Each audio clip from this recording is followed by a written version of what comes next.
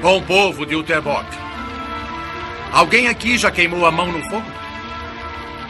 Mesmo apenas um dedo atingido pelas chamas irá atormentá-los a noite inteira, não é assim?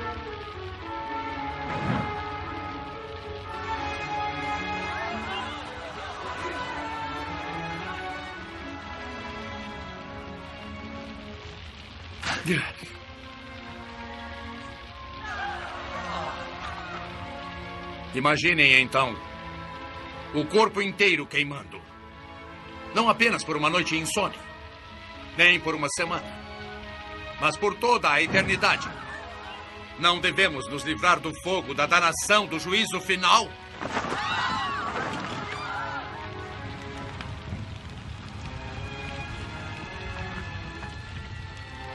Esta noite, o Papa, o vigário de Cristo, irá lhes dar um presente que irá salvá-los desse fogo. Uma indulgência especial ligada à construção da Igreja de São Pedro, em Roma, onde os ossos dos apóstolos apodrecem, expostos ao vento e à chuva, profanados por animais selvagens. Atentem às palavras do Santo Padre que diz: assentem uma pedra em São Pedro e lançarão a base da salvação e da felicidade no paraíso. Como? Com esta indulgência. Quando? Esta noite. E apenas esta noite. Procurem o Senhor enquanto Ele está perto. Eis a sua salvação. Venham buscá-la.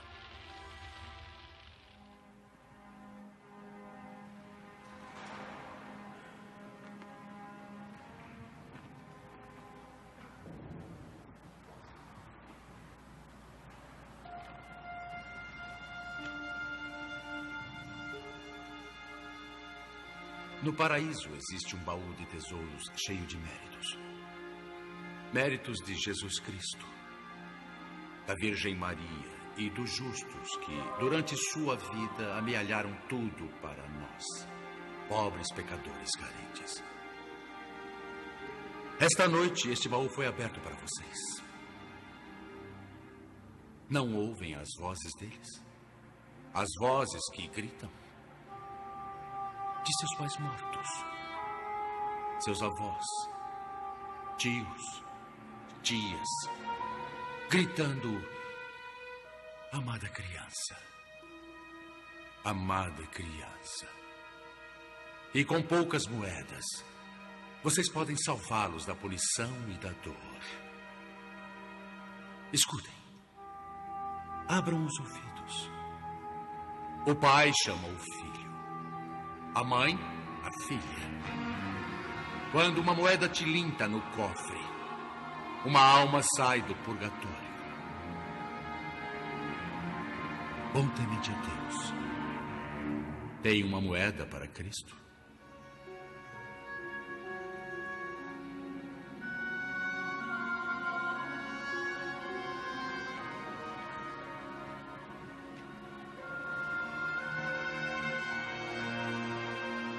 Mãe gentil, quando chegar a hora, sua filhinha aleijada deve poder correr para Jesus.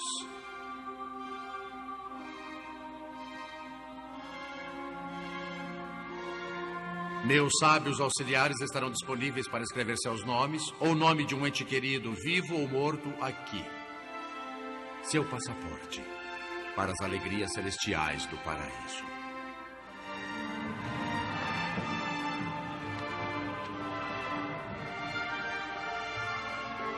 Nome: Ana Tal. Nome: Gurtan Berlepsch. Nome: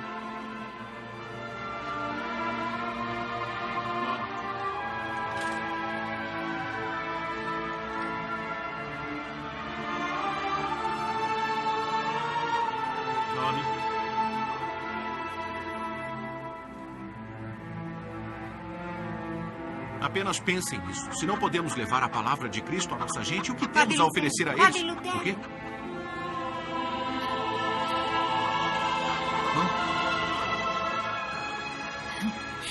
Eu fiz isso por Greta. Foi emitido pelo arcebispo de Mainz.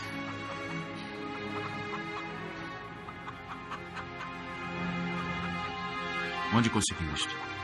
Em Jüterbock. Eu comprei na igreja. É só um papel. Essas palavras não significam nada. Isso não é bom? Precisa depositar a sua fé no amor de Deus. Guarde seu dinheiro para alimentar a Greta.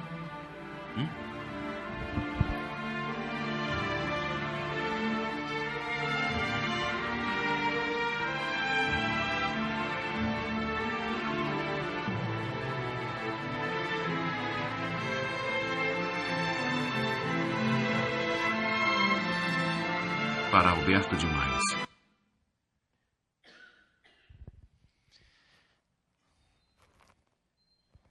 Muito boa noite. Acho que quase todos vocês conhecem esse trecho de um filme que saiu há poucos anos atrás. Eu não me lembro exatamente qual foi o ano. O filme sobre a vida de Lutero. Ontem nós, como já foi falado aqui, nós relembramos uma data muito especial para a igreja protestante, no nosso caso, Igreja Batista, que também faz parte do movimento protestante. Nós lembramos a data em que Martinho Lutero sobe as escadarias da catedral em Wittenberg e prega as suas 95 teses. E nós queremos relembrar isso, falando um pouco justamente sobre o que foi esse movimento, o que aconteceu especificamente na vida de Lutero, que é quem, vamos dizer assim, é a mola propulsora da reforma, mas mostrar também que há elementos que muitas vezes a gente desconhece, que a gente passa despercebido, ou principalmente aqueles que não têm um conhecimento aprofundado em história da igreja, nunca ouviram falar. E nós queremos falar hoje sobre essa questão da reforma protestante, que não está aparecendo, e apareceu. As 95 teses e os princípios reformadores. Vamos começar falando um pouquinho sobre a vida dele, de Martinho Lutero. Quem foi Lutero? Vou contar aqui um pouco a história da vida dele para vocês se ambientarem. Vocês acharam que iam fugir das aulas de história lá na faculdade, na escola? Não tem problema, vocês têm aula de história aqui também, tá bom? Lutero, ele nasceu no norte do território alemão, na Saxônia, mais noroeste, na verdade, e o seu pai, ele era dono de campos de mineração. E é um trabalho muito braçal, é um trabalho... Eu acho que ele está funcionando. Obrigado. É um trabalho muito difícil, uma vida dura, mas é uma vida que, vamos dizer assim, podia sustentar a sua família. A mãe de Lutero, ela vinha de uma categoria um pouco mais nobre da sociedade, e por conta disso, ela não queria que o seu filho permanecesse na mesma vida. E Lutero, já com uma idade um pouco avançada, vocês veem, ele nasce em 1483, e por volta aí de 18 para 20 anos, ele é mandado para iniciar os seus estudos. Ele começa os seus estudos no ano 1502. E os seus estudos, como era comum na época, você não tinha essa gama enorme de cursos universitários que nós temos hoje. Você tem curso de tecnologia sanitária, direito, arquitetura, você tem curso de tudo, daqui a pouco vai ter curso até de corte e costura.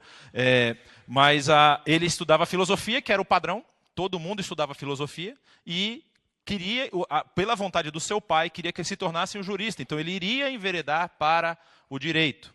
E nesse período, entre 1502 e 1505, ele consegue o grau de mestre em filosofia. O que acontece em 1505? Ele está fazendo uma visita aos seus pais. Os seus pais ainda moravam na mesma região.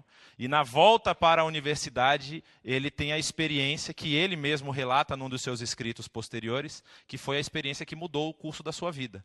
Ele estava desesperado numa tempestade e caíam raios, trovões. Não sei se ele estava caminhando a cavalo. O filme, que começa com essa cena, mostra ele caminhando.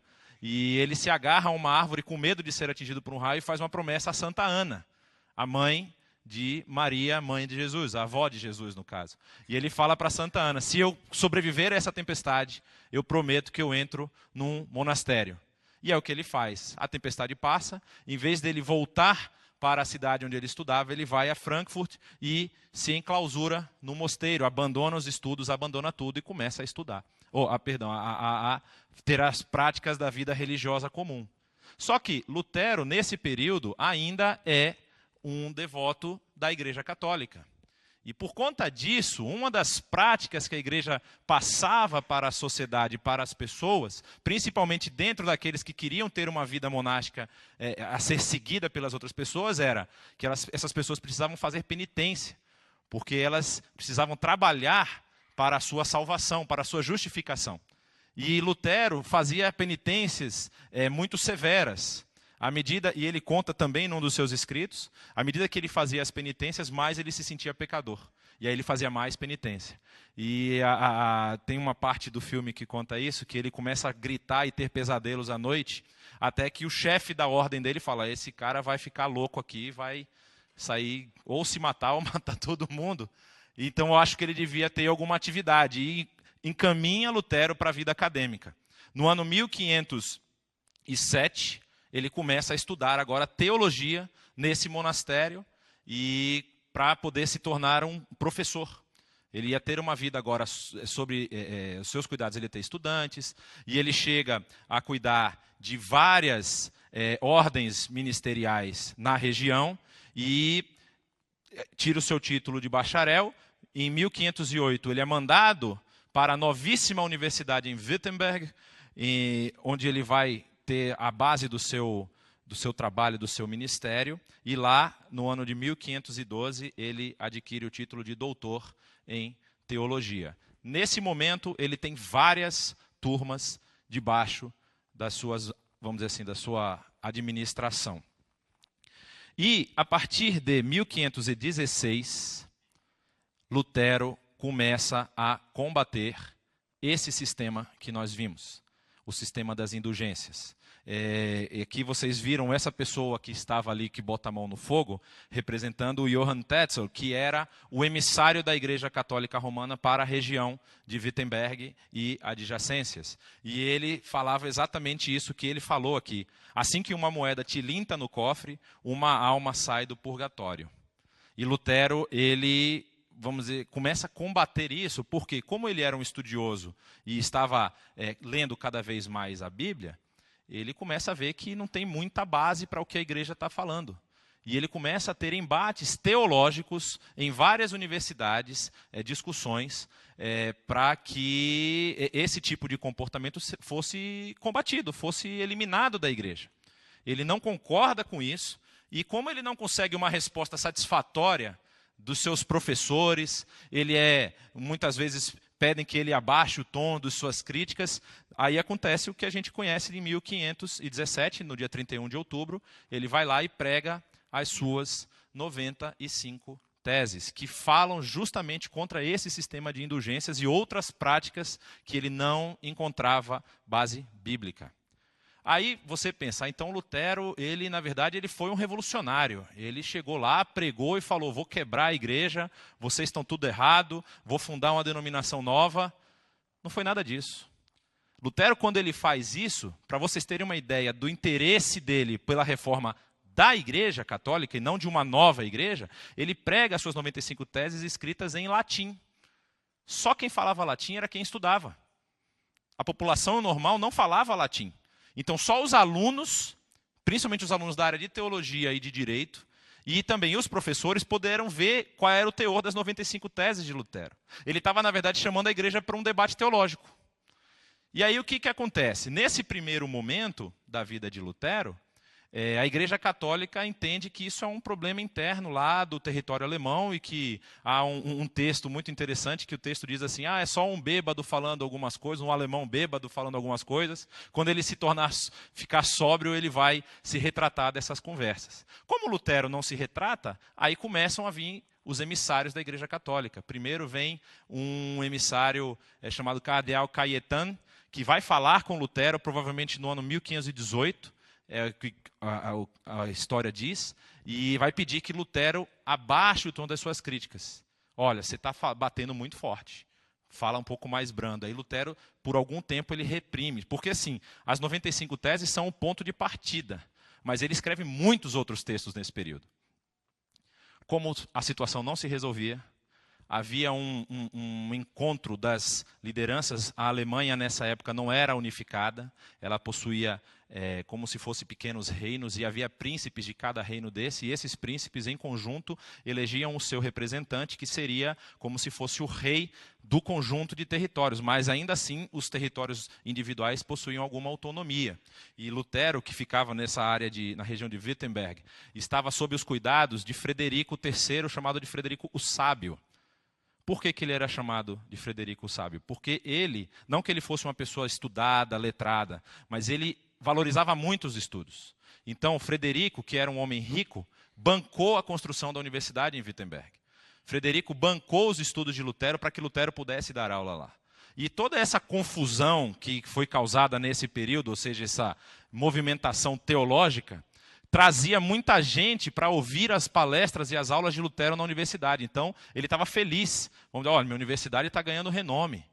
Está crescendo, está sendo conhecida até fora da Alemanha. Vinha gente de fora da Alemanha para ouvir as palestras de Lutero. E, por conta disso, Lutero teve uma certa proteção desse príncipe especificamente. Quando o imperador Carlos V convoca a reunião de todos os reinos da Alemanha para fazer a sua dieta, chamada Dieta de Worms, era um encontro que acontecia de tempos em tempos, Lutero é chamado para que ele possa se retratar de tudo isso que ele estava falando. E um representante da Igreja Católica Romana é mandado também para que ele faça isso diante da própria igreja. E é interessante porque uma das 95 teses que versam sobre a questão das indulgências, a tese de número 50, Lutero diz o seguinte, ó: deve-se ensinar aos cristãos que se o Papa soubesse das exações dos pregadores de indulgências, preferiria reduzir a cinzas a Basílica de São Pedro, a edificá-la com a pele, a carne e os ossos de suas ovelhas. Então Lutero estava falando, gente, não faz sentido, o povo está aqui padecendo com dificuldade, não tem alimento, você tem doença, tem rumores de guerra, e nós estamos preocupados em construir uma catedral lá em Roma, enquanto os nossos aqui estão passando necessidade. Essa era a briga dele. E, claro, que ele não encontrava nas indulgências base bíblica, e ele era muito firme na sua posição, ele não reduziu em nada o que ele pensava, aí a igreja teve que tomar essa postura. O que acontece na dieta de Worms, lá em 1520, Lutero é convidado a negar os seus escritos, a negar a sua doutrina, e ele rejeita isso, e ao rejeitar isso, a dieta ainda teve outros encontros, passou por mais uns 4 ou 5 dias, e Lutero decide ir embora. Falar, não vou conseguir nada aqui. Aí volta, pega o seu cavalinho e ruma para Wittenberg, para a sua casa. No trajeto, o sábio Frederico manda sequestrar Lutero. Ele some com Lutero. E Lutero passa 12 meses enclausurado no castelo de Wartburg, que é uma outra cidade, um castelo que era de propriedade do Frederico. E nesses 12 meses, Lutero não dá bom dia para ninguém. Fica preso e fechado lá. O que acontece de positivo nesses 12 meses?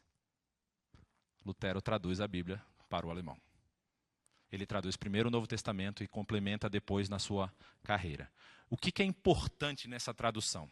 Nós cantamos que aquele que tem os meus mandamentos e os guarda, esse é o que me ama.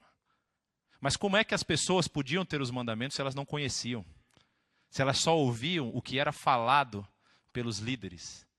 Lutero estava entregando de volta ao povo aquilo que nunca devia ter saído do lado deles, que era a palavra.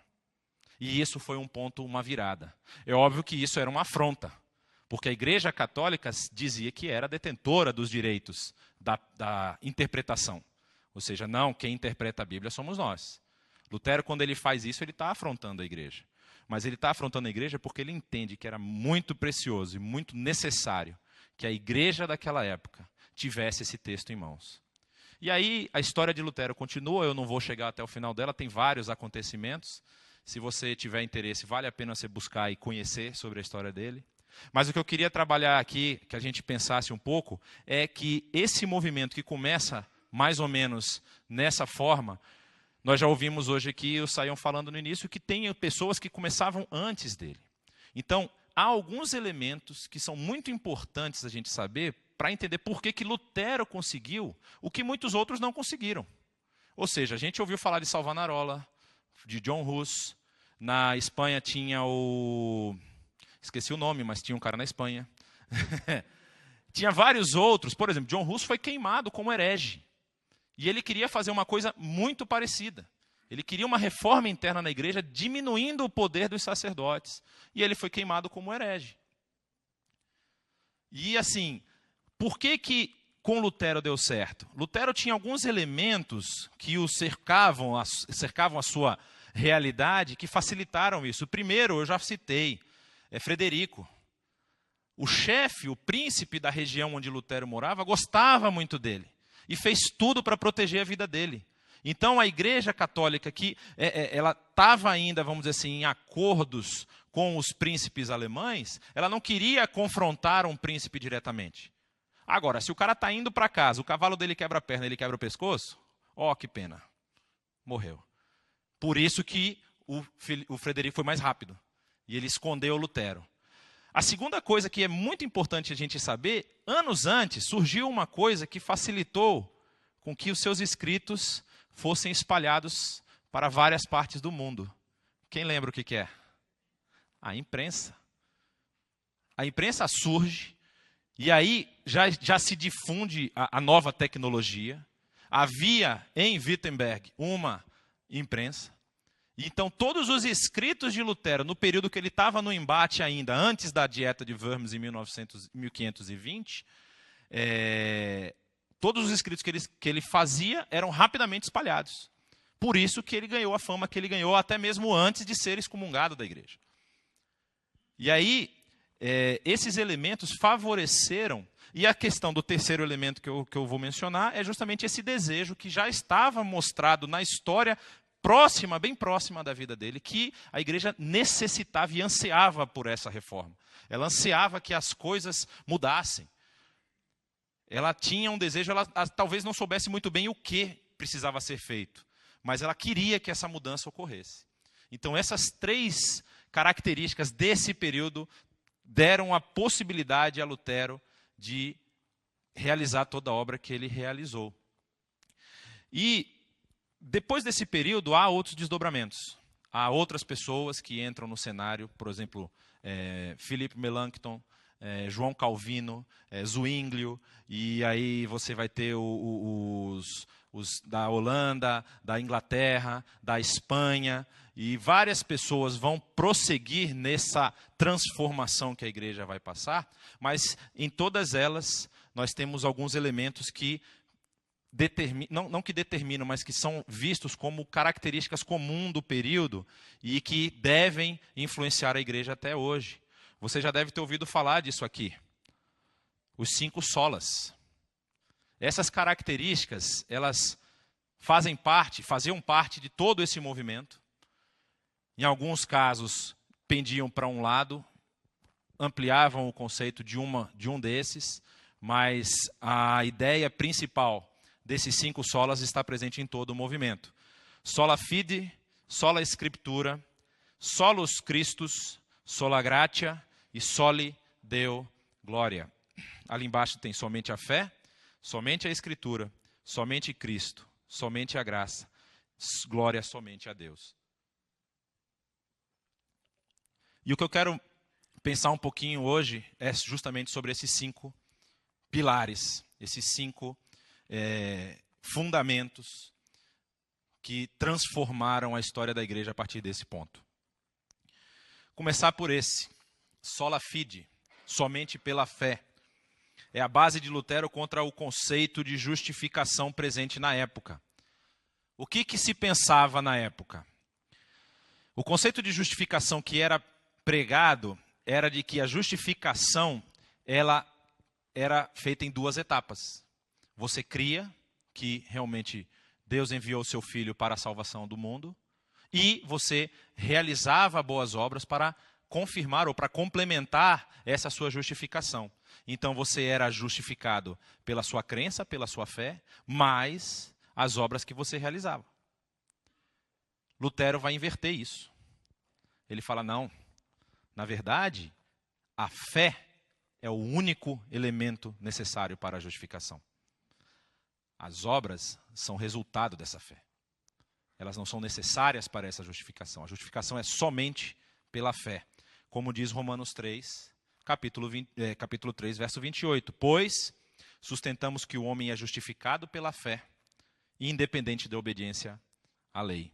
E Hebreus 11, 6 vai dizer que sem fé é impossível agradar a Deus, pois quem dele se aproxima precisa crer que ele existe e que recompensa aqueles que o buscam. Então Lutero começa a combater essa ideia nos seus escritos de que as pessoas precisavam fazer alguma coisa que complementasse a sua justificação. E essa é uma questão muito interessante, porque quando ele escreve criticando principalmente os sacerdotes, aqueles que faziam as missas, eles consideravam que a realização da missa, a realização da celebração naquela comunidade era uma obra de mérito. Era algo que eles estavam complementando essa salvação, essa justificação. E aí Lutero fala, não, vocês não têm nada que vocês possam fazer que venha a coadunar, a cooperar com a salvação. A única coisa que é necessário é a fé. Ele continua, somente a Escritura, sola Escritura. É a resposta quanto à autoridade das bulas e dos éditos papais.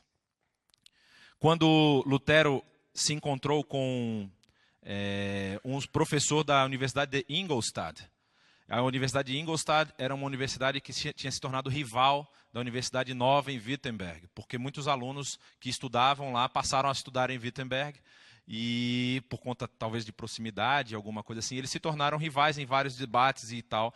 E esse debate teológico de Lutero com esse professor, Johann Eck é o nome do professor, ele diz o seguinte, olha, um simples leigo armado com as Escrituras é maior que o mais poderoso Papa sem elas.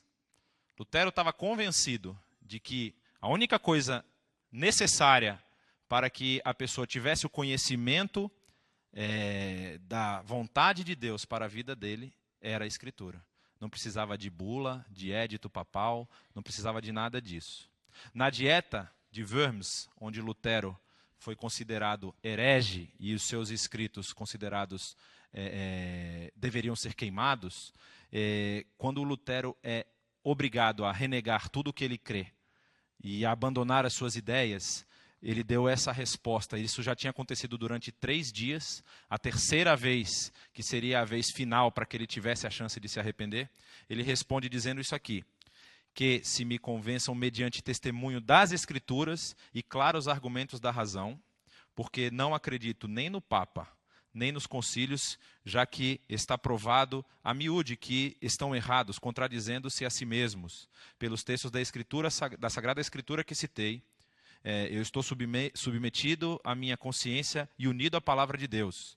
Por isso, não posso nem quero retratar-me de nada, porque fazer algo contra a consciência não é seguro nem saudável.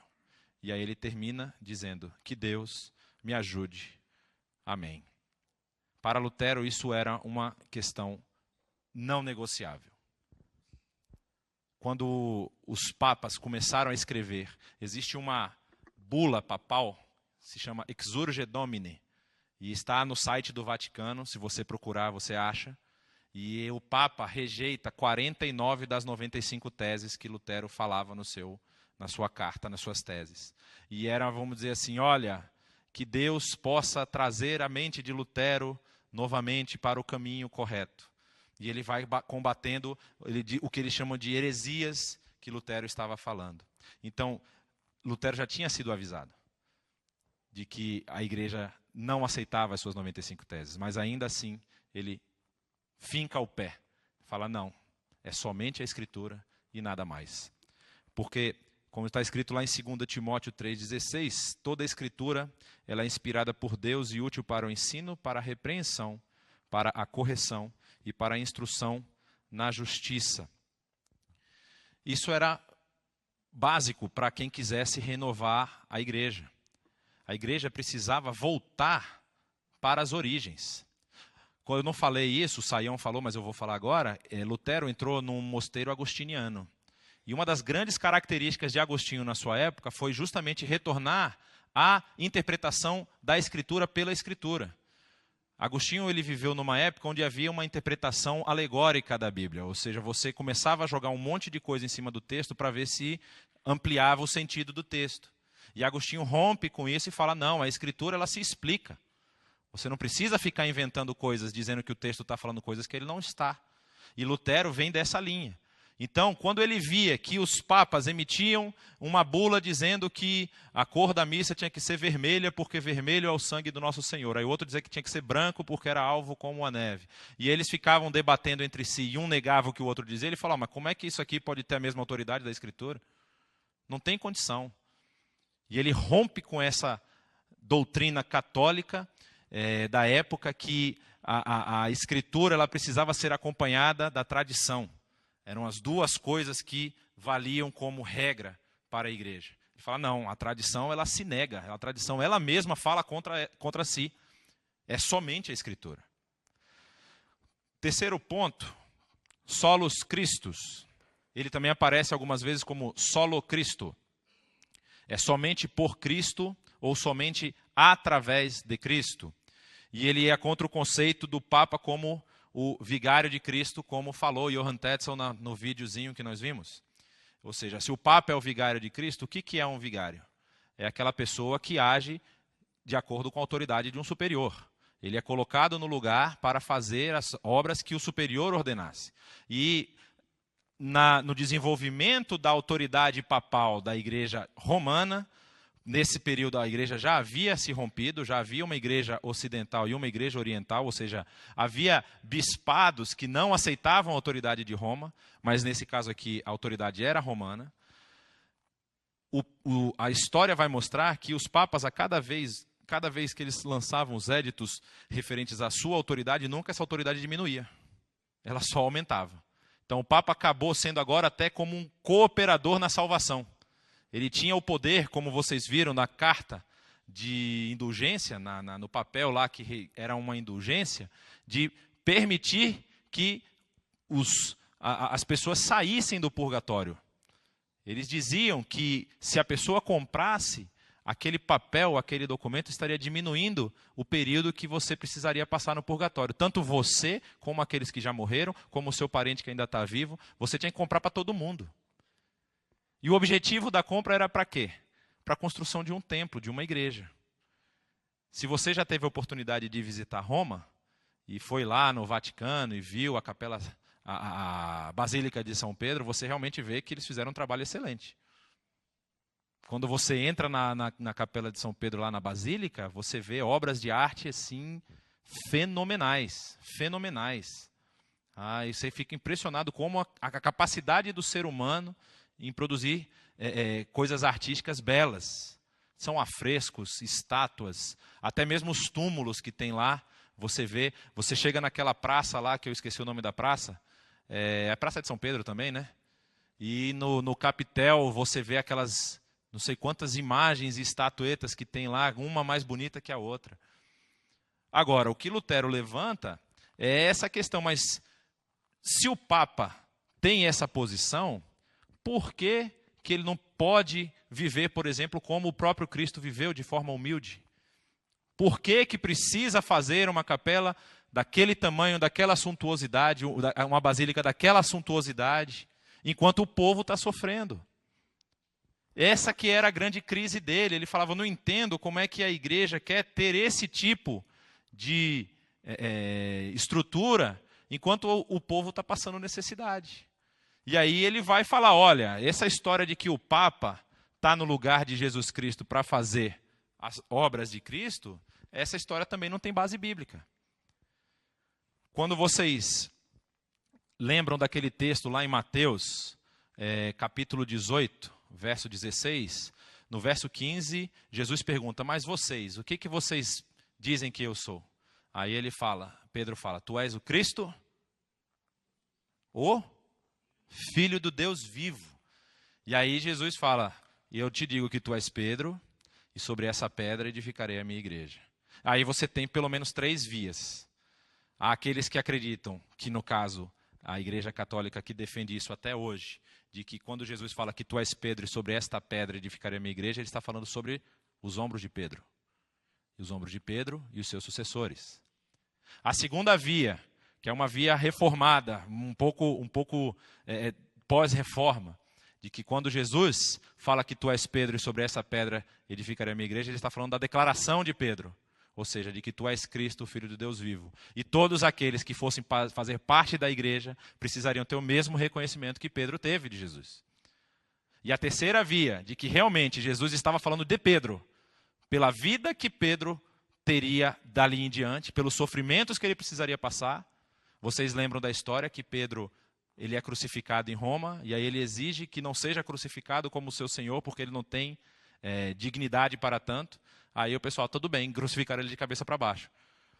E aí ali acaba, não passa para os seus sucessores. A grande questão aqui é justamente essa. Se o Papa está como representante de Cristo, é porque Pedro recebeu esse direito.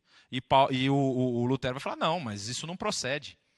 Porque nós não temos mais intermediário entre a população, entre o povo, entre aquele que quer seguir a Deus e os céus.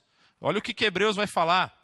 Portanto, visto que temos um grande sumo sacerdote que adentrou os céus, Jesus, o Filho de Deus, apeguemo-nos com toda a firmeza à fé que professamos, pois não temos um sumo sacerdote que não possa compadecer-se das nossas fraquezas, mas sim alguém que, como nós, passou por todo tipo de tentação, porém sem pecado.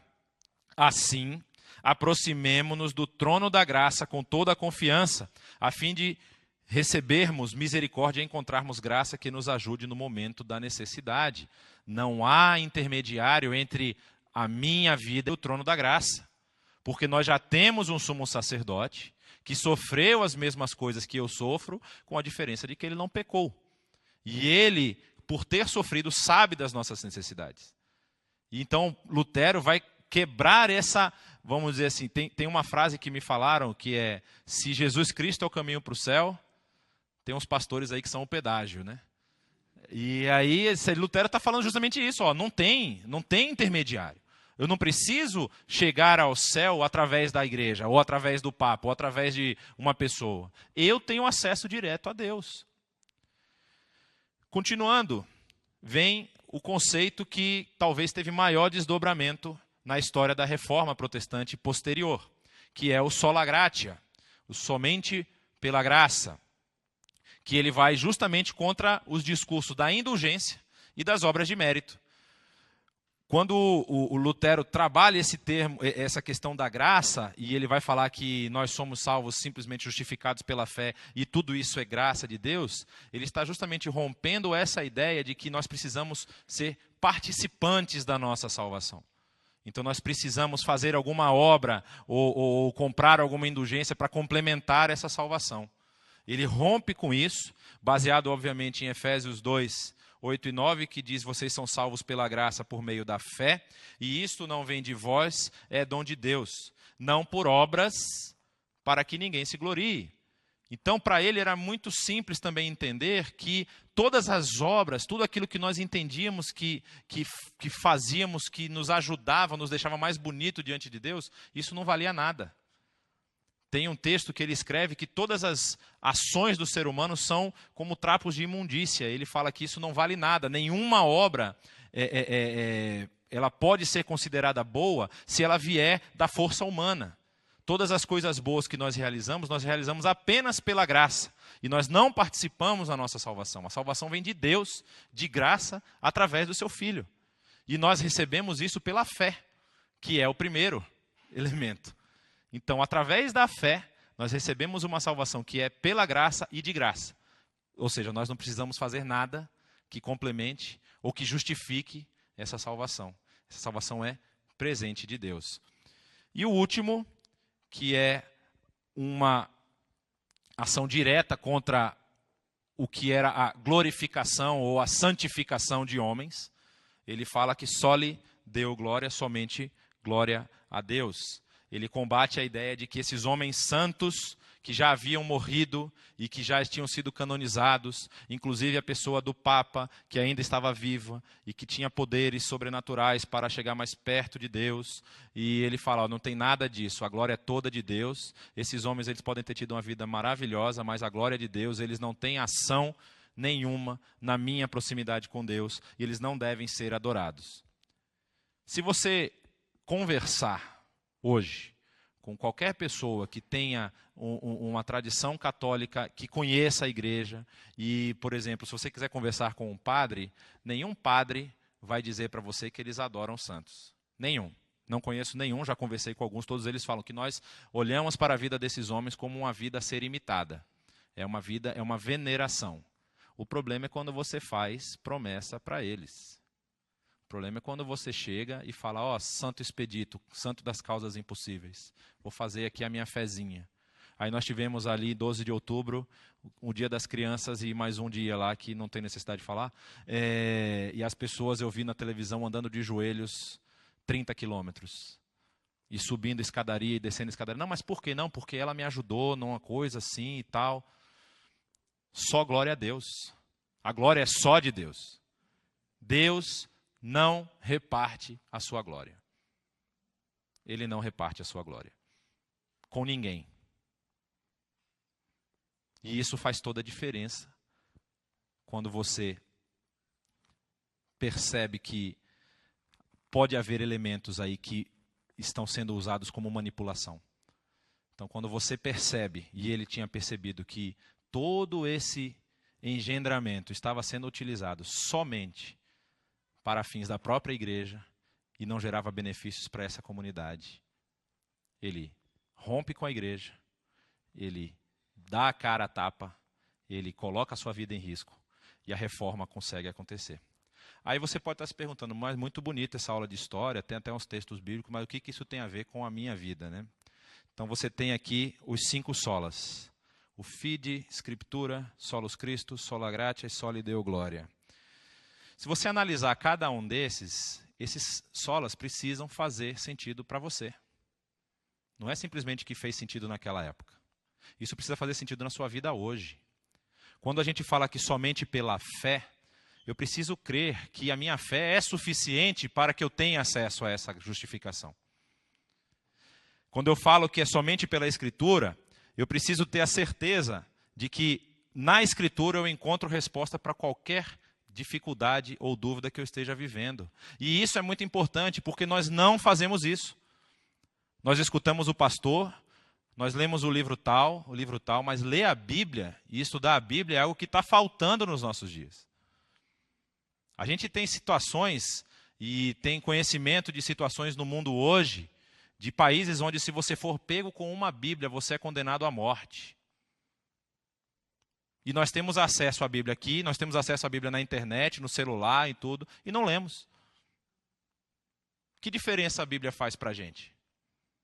Olha a intenção de Lutero quando ele traduz o texto para o alemão. Ele fala, o povo precisa conhecer isso aqui. O povo está morrendo de sede, eles não conhecem. Eles estão fazendo várias ações, tentando salvar a própria vida ou a vida de algum parente, porque eles não têm conhecimento do que está escrito na Bíblia. Eu vou entregar na mão deles uma versão que eles vão poder ler. E nós temos acesso hoje e não lemos. E nós temos disponibilidade e não utilizamos. Quando nós falamos que é somente por Cristo, é justamente a questão de que eu não preciso de nenhum sacerdote no meu relacionamento com Deus. Meu sacerdote já está nos céus. E isso vale para quando você está passando por dificuldade e fica esperando a ligação do pastor, porque a oração do pastor é mais forte. Ou um irmão está passando dificuldade, eu vou pedir para o pastor orar por você. Ou para um irmão que é mais fervoroso na oração, né? Você pode orar pelo seu irmão. Às vezes você está andando transporte público, ou então você está no seu trabalho e você pensa, se o pastor estivesse aqui, certeza que essa pessoa ia se converter. Você ou a gente? Porque o sacerdócio, ele é universal. O sacerdócio não é só de quem fez teologia. O sacerdócio não é só de quem dá aula na EBD, ou de quem é líder de PG. O sacerdócio é de todo mundo. Você precisa ser representante desse sacerdócio onde você estiver. Somente pela graça, ter consciência de que, apesar do que você é, Deus te salvou. Que não é porque você é bonitinho, que você usa óculos, que você torce para o time certo, que está tomando surra de todo mundo ultimamente, mas isso não é um problema que a gente resolve ano que vem. Não é por isso que Deus achou você bonitinho e falou, não, realmente ele merece. A gente às vezes não tem consciência, mas assim, eu sofro tanto, poxa, eu acho que Deus não gosta de mim. Apesar de eu entender que eu estou salvo e tudo, mas assim, eu passo por tanta dificuldade. A gente tem que lembrar que todos nós, todos que estamos sentados aqui, eu que falo aqui na frente, todos nós estávamos condenados à morte. Se não fosse a ação redentora de Deus através de Cristo Jesus, todos nós morreríamos. E essa tem que ser a diferença da nossa vida. Se é somente pela graça, então eu agora vou trabalhar em favor dessa graça.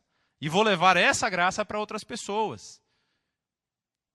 Se Deus, no seu infinito amor e misericórdia, vai transformar a vida delas, isso é um problema dele com a pessoa. Mas é minha responsabilidade ser espelho, ser farol, ser divulgador dessa mensagem.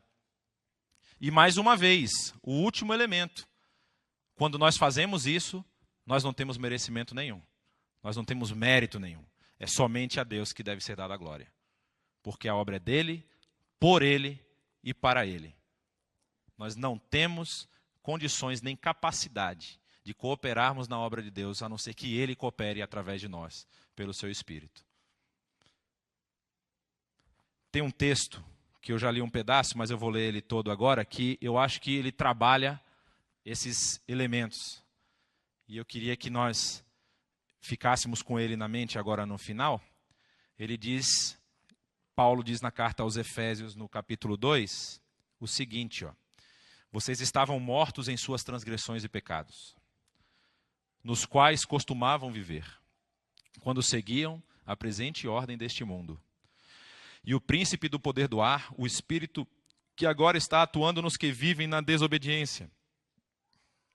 Anteriormente, todos nós também vivíamos entre eles, satisfazendo as vontades da nossa carne, seguindo os seus desejos e pensamentos. Como os outros, éramos por natureza merecedores de ira. Todavia, Deus, que é rico em misericórdia, pelo grande amor com que nos amou, deu-nos vida com Cristo, quando ainda estávamos mortos em transgressões. Pela graça, vocês são salvos. Deus nos ressuscitou com Cristo e com ele nos fez assentar nos lugares celestiais em Cristo Jesus, para mostrar nas eras que hão de vir a incomparável riqueza de sua graça, demonstrada em sua bondade para conosco em Cristo Jesus. Pois vocês são salvos pela graça por meio da fé, e isso não vem de vocês, é dom de Deus, não por obras, para que ninguém se glorie. Eu não sei se você já pensou nesse assunto, assim com um pouco mais de tempo. Eu não sei se você está passando por alguma questão que não consegue resolver, ou que você acha que talvez você precise melhorar o seu comportamento para que Deus possa olhar para você. Mas o que esses elementos da reforma eles mostram para a gente, e eu acho que é o que nós precisamos carregar, é que nós não somos merecedores de nada. Mas Deus, ele é infinito em amor e em misericórdia. E ele pode agir na nossa vida. Às vezes você está passando por uma situação que você já tentou de tudo, seja ela situação de saúde, comportamento, relacionamento, alguma coisa no seu trabalho. E eu convido você, nesse momento, se você estiver passando por alguma coisa que te incomoda, que você queria resolver, sabendo que é através da graça que Deus age em nossa vida, não porque nós merecemos, mas porque Deus, Ele nos ama demais. Se você quiser fazer isso agora, quiser colocar isso diante de Deus, eu convido você a ficar de pé. E nós vamos orar nesse momento, encerrando esse período.